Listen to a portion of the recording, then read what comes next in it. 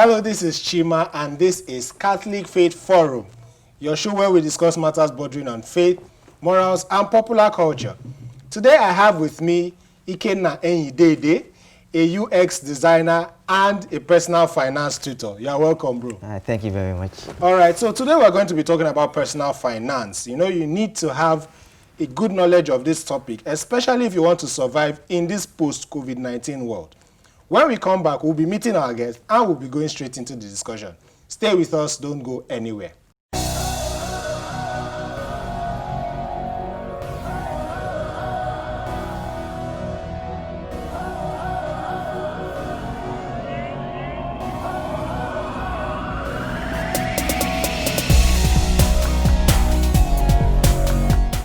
Welcome back to the show. Today we are talking about personal finance.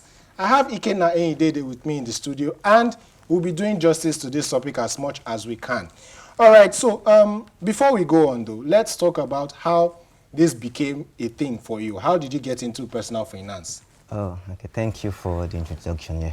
How I got into personal finance? I think there was a point in time where I was broke. We've all been there. I understand. So at that point, I didn't know what to do at the moment. There was no job, no, in a way, monetary skill. So at that point, I knew I needed to change something about myself. Then I came across a friend who told me about one particular platform where he could save money and also get interest. From that point in time, I decided to give it a try. To God be the glory, I got a job immediately. And I started dropping a little bit of my income into that platform. And after a while, I looked back in retrospect to see what has been happening to that particular job I keep putting there every month. Then it became an interest, and I started off from there. Yeah.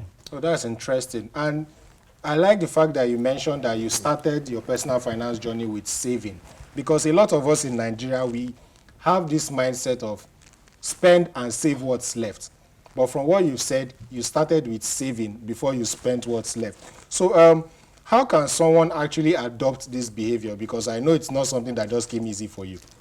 So I think it's automated. If I get to automate my savings, I don't have to think about it. Because most times when we get money, we get to pay ourselves last after we have done different other things. So the idea is pay myself first. So from the remaining cash I have, I get to settle other important things I have to do, yes. Yeah. But I pay myself first. That's impressive. I remember an episode of Christianity and Investment where one of our guests also talked about automating your savings. And it seems to be the way to go these days. All right, so talking about paying yourself first, a lot of people always say that they don't make enough to, pay themselves because of the bills and responsibilities that they have.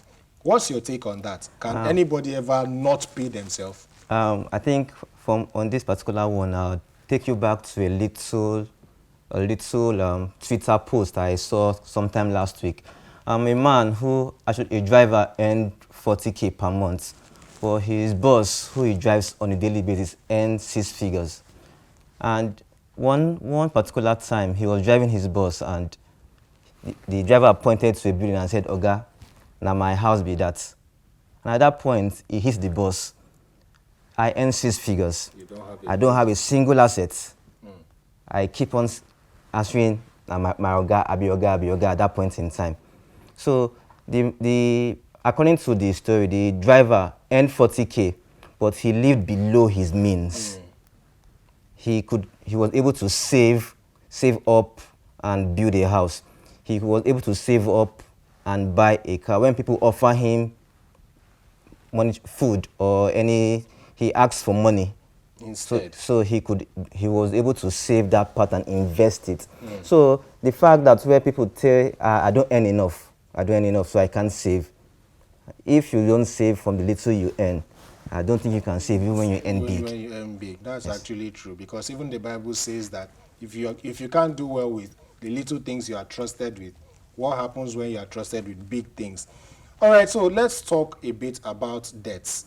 You know, that's one thing that everybody, almost everybody is into these days. Even according to the World Bank, the world is owing a particular amount of money. I don't know who we are owing anyway, but the World Bank says we are owing. So let's talk about debts. Do they actually help our personal finance journey, or do they hinder it? Um, on debts, I say there are good debts and bad Debts. debts. So if, for instance, I borrow money from the bank to buy a car, a personal car, I would call it a bad debt at that point in time because that particular asset is not generating money for me. I call it a bad debt. Now, for students who go to school, who borrow money to go to school, I call that good debt because at the end of the school year, the idea is You've gotten knowledge and get everything. knowledge, and the idea of going to school is for you to get employed and earn high.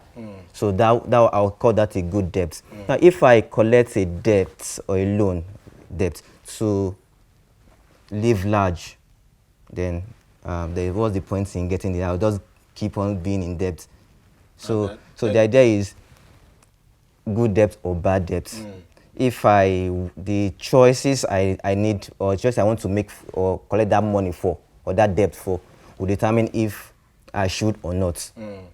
All right, so how can we especially tell when a debt is bad? Or can a debt, rather, let me rephrase the question this way. Can a debt that seems good eventually become bad? Let me give you the scenario. Okay. You mentioned someone who collects a loan to get a personal car. Now, maybe the person got the car with the mindset of trying to use it to make make a living, which is, in a way, good debt from what you've described. Okay.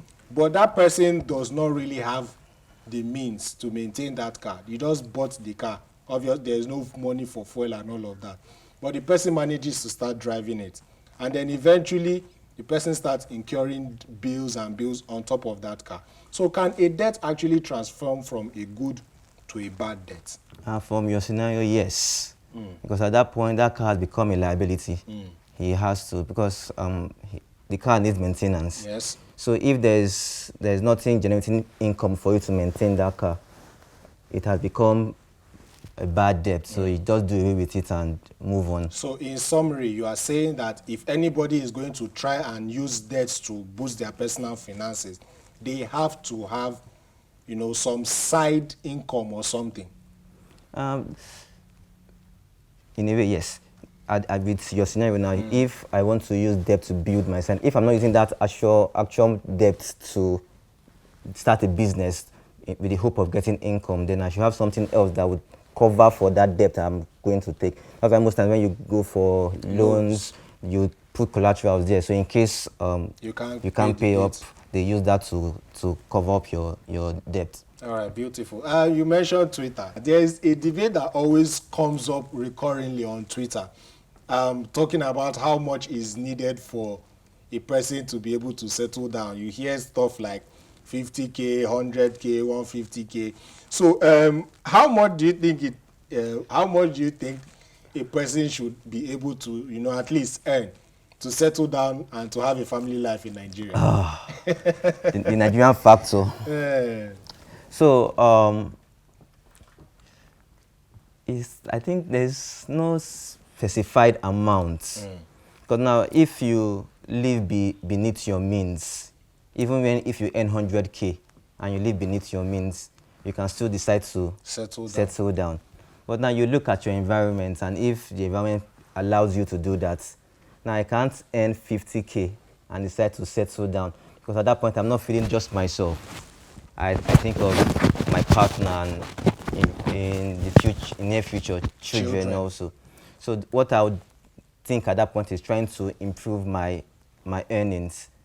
So I can decide to marry with 100K, but improve how much I earn to be able to cater for my family. So aside investments, what other avenues can people use to, you know, improve their earnings? Aside investment and, you know, what Nigerians like to say, double your hustle. Aside investments, what else can you use to improve your earnings? Well, Upskill yourself. So you have a particular skill set.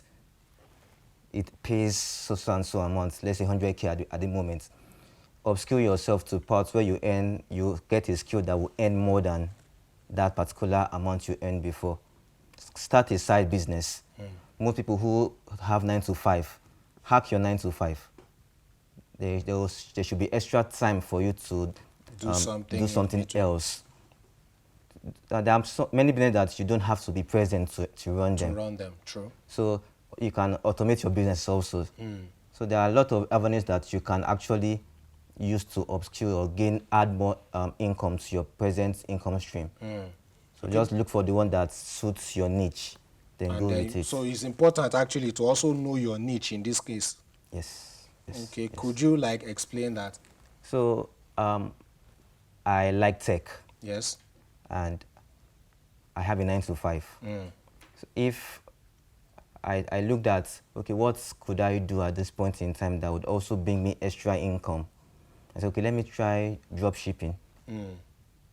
The business model allows for me as an individual As an individual and a tech enthusiast. to pick a niche in the tech space and scatter for that niche without it affecting my 9 Your to 9 5. to 5. So there are other different businesses out there that would help you in a way boost your income without eating your productivity with your 9 to 5. So let me use myself as an example. I'm a presenter on Catholic Faith Forum. I could decide to probably go into, hosting events and all of that. Is that what you are trying to say? Yes, you could. Yes. Interesting. All right, so let's talk about emergency funds. Now, are they different from the regular savings that we usually have, or are they something totally, on its own? Emergency funds are different. They are different. We don't pray for emergencies to happen to us. Nobody does. And it comes on a whim without planning on everything. But we can prepare for these uncertainties. And it's an uncertainty at that point in time. It's an uncertainty. So you can plan for this uncertainty. When you have an income, you take out your investments, take out your savings. Those who plan for retirement, take out their retirement plan and everything. For those for insurance, take out their insurance plan also. You also take out parts for emergency.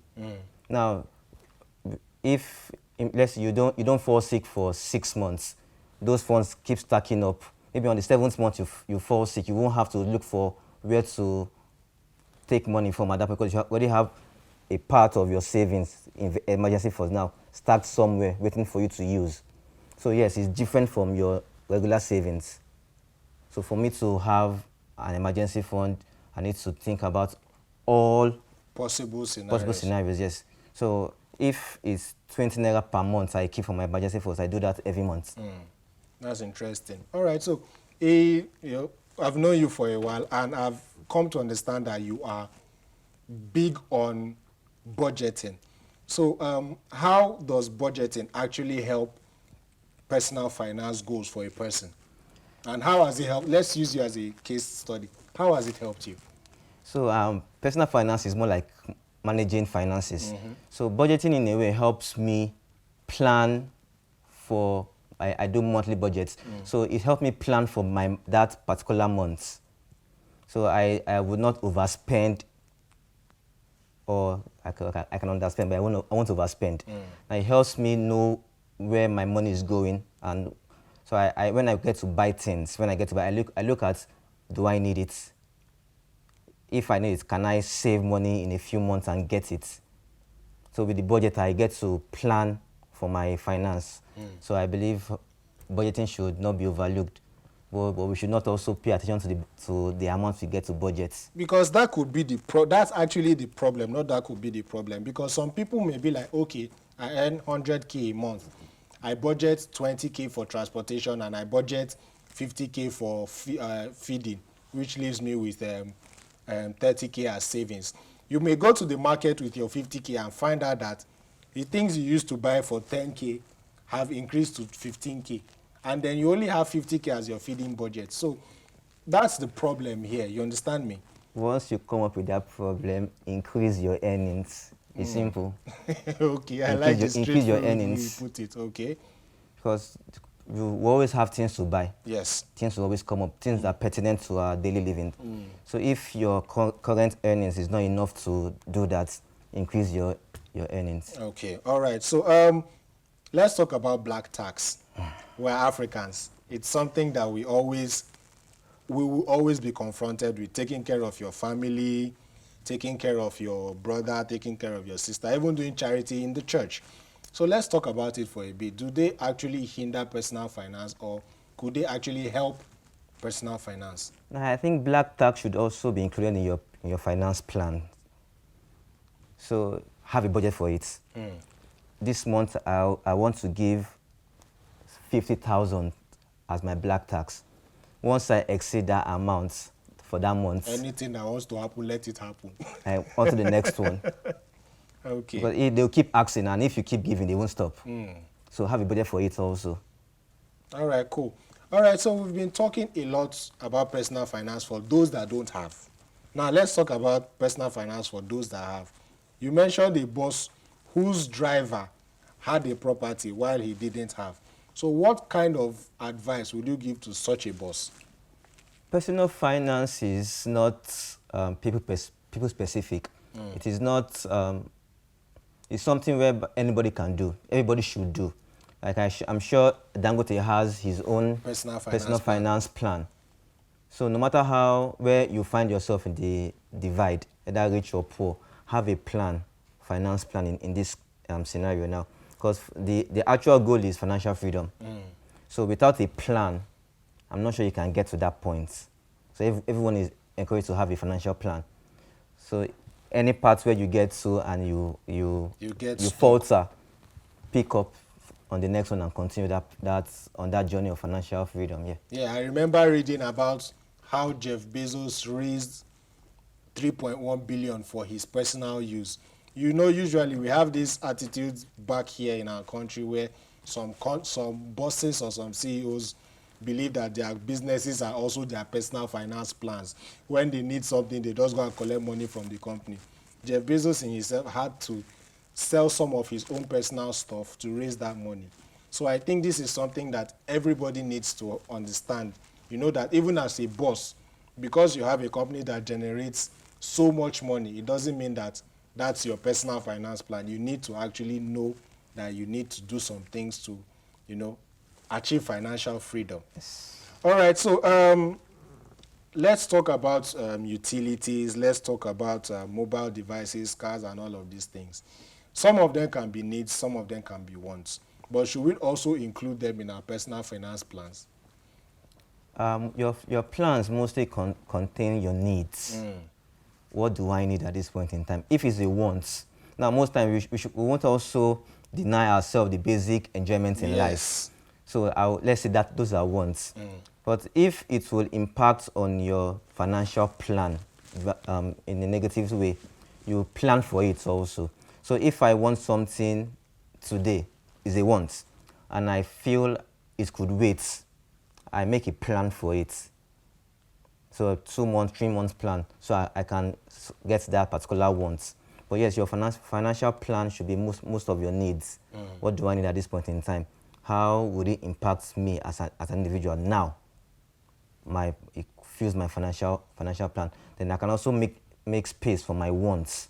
All right, so the key is understanding your needs and understanding your wants. So that's like the simplest hack to personal finance. Yes. All right, so give us one last tip or a few last tips for personal finance to round off the show. I'd say we all for those who want financial freedom, one of the key words is discipline. We need to discipline ourselves in our expenses, so we won't overshoot, and at the end of the day, look for ways to patch things up. So have discipline in your finances, and from there we'd know if at the end of the day we'll have money or not. Thank you so much for those last words. I really like the fact that you mentioned that. Thank you so much for coming on the show, Ikenna. It's been a pleasure. And thank you too for staying with us. But we're not leaving you yet without educating you on an article of the faith. Stay tuned for Know Your Faith.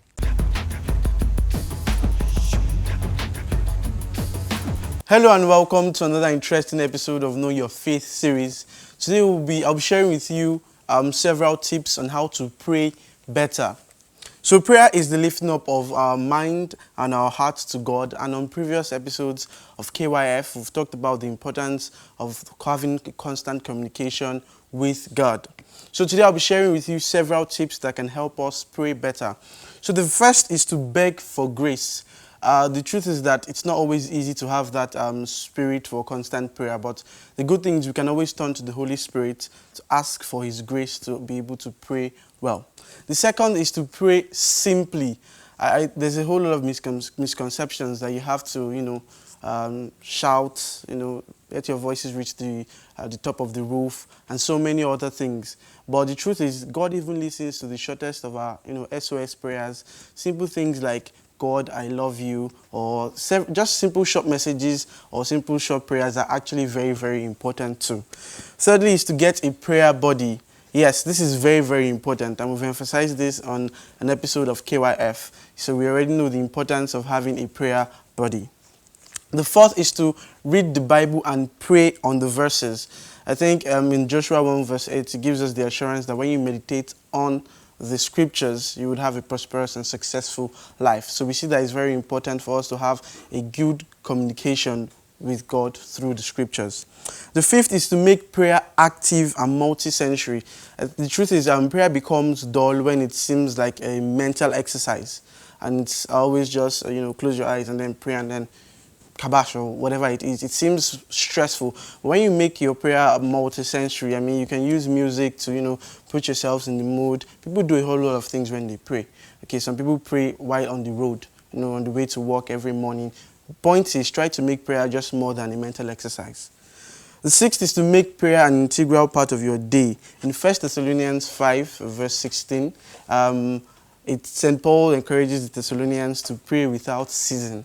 But is this actually possible? Pray without ceasing, meaning that don't stop, just continue praying.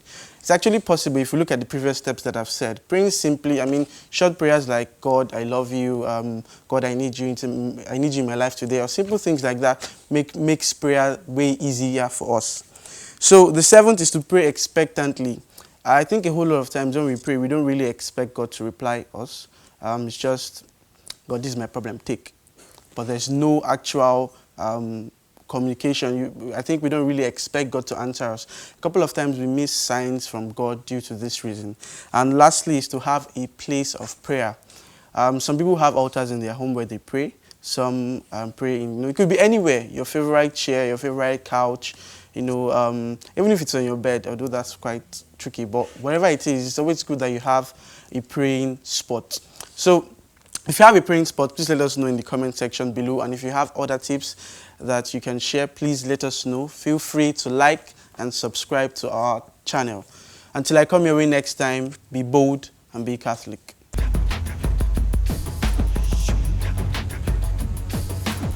Thank you for staying with us. That was Know Your Faith, and I hope you've been educated on today's episode of Know Your Faith. Thank you so much, Ikena, for coming on the show to educate us about personal finance. Thank you for having me. It was eye-opening and educational. All right, we hope we'll be able to have you again on the show. Hopefully. All right, thank you so much. You can catch this episode on our YouTube channel at Dominican Media Presents. You can also catch up with past episodes of the show on our YouTube channel. You can also join us on our Tuesday chat room on Twitter with the hashtag CFF chatroom. Our question for the week is, how much do you live on in a week? Share with us as we chat on Tuesday. You can also leave your comments, suggestions, and opinions on all of our social media handles at CFF on TV, on Facebook, Instagram, and Twitter. And that has been our show for today. Until we come your way with another episode of CFF, keep being saints in jeans and shirts. My family. Okay, so what are some other avenues people can use to improve their earnings besides investment? Because of the market. So, your question here. All right. So aside investments, what other avenues can people use to